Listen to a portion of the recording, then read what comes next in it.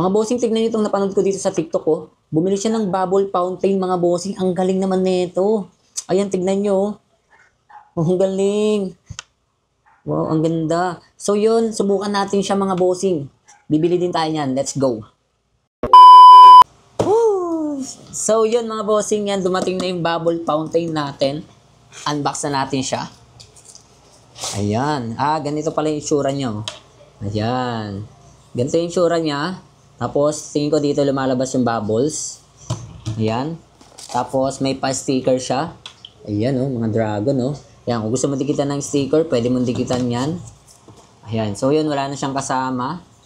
Then, dito sa may gilid niya, open natin. Ayan. Kailangan mo pala ng AA na battery dito. 4 na AA.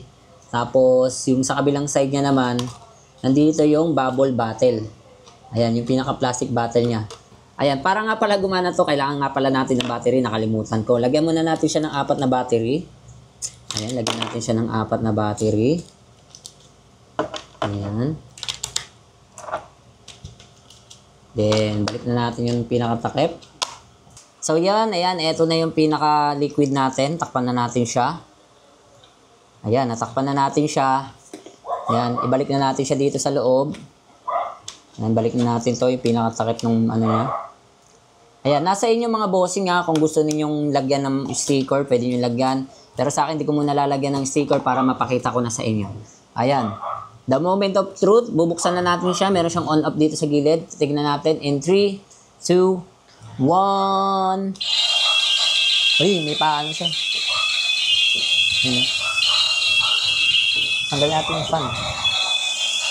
Wow! Yung fountain siya. Oh, nagpababol siya. Galing, oh.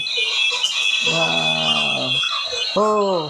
So, yun mga bossing. Kung gusto nyo ng ganito, pwede kayo mag-check out nito. Ilalagay ko sa yellow basket natin yan. Peace out sa inyong lahat.